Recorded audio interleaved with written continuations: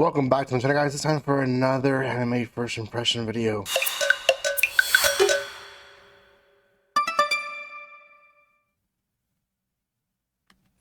Back in the day, I can record 5-6 videos at a time, and this is getting harder to record these back to back, but I do have another video for you guys, and this is going to be on the most notorious talker runs the world's greatest clan. This is going to be on a series that's releasing on Crunchyroll. Time of recording, there's only one episode out still. There might be more by the time you watch this video, but for now, that's all we have. So it is a pretty good series. Um, there is a 16 plus, so older teen content, just FYI on it.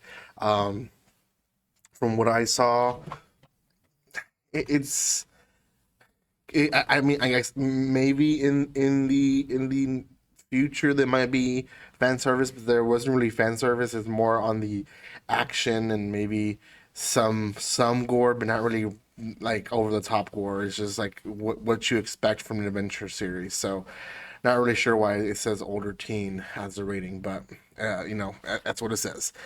Before anything, guys, if you haven't done so by now, make sure you check out my other first impression videos. Hopefully, by the time you watch this one, there'll be more posted, but if not, there's probably just one or two posted. But check those out. I'm trying to review and give my first impressions at with as many series as possible. Yesterday, there was just a explosion of series that were dropped. So there's a lot to catch up with, or two, sorry. And I need to make sure that I do react and give my first impressions to as many as I can. So we'll see what happens. Okay.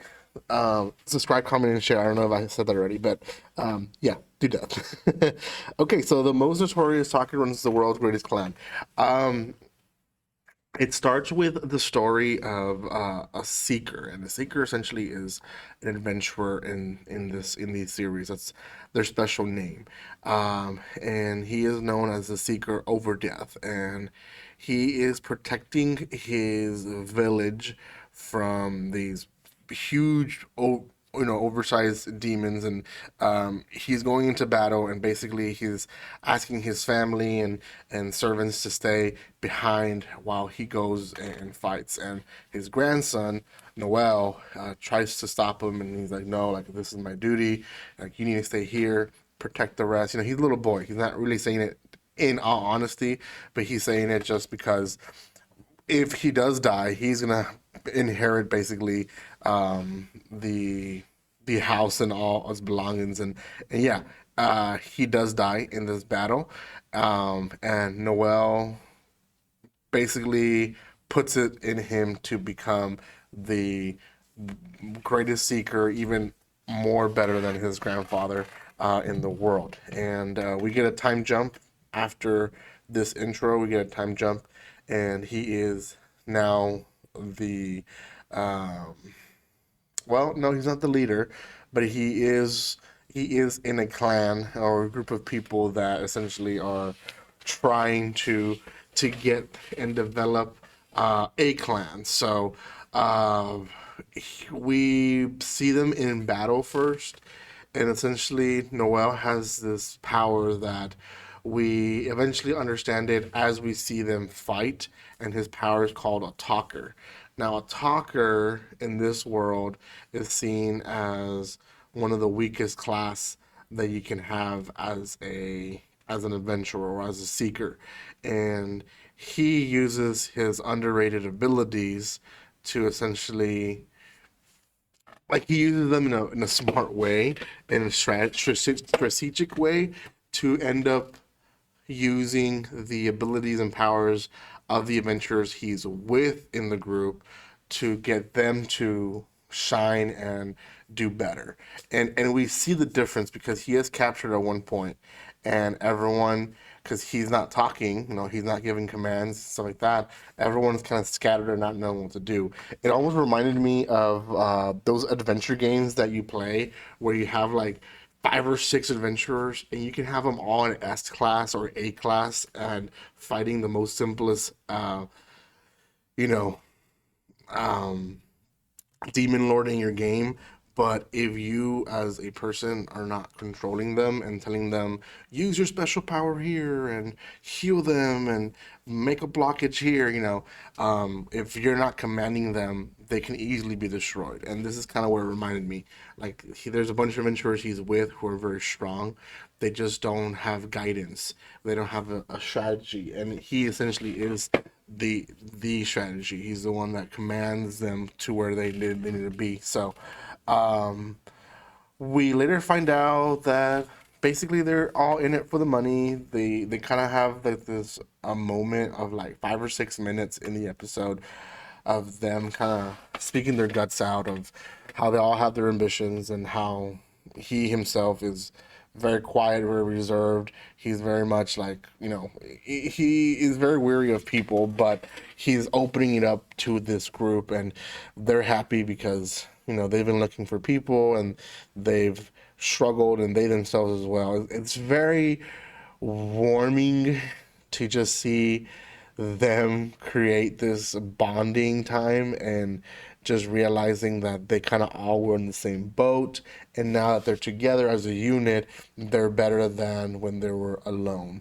So um it is a special moment, and they do end up deciding that they're going to create a clan again.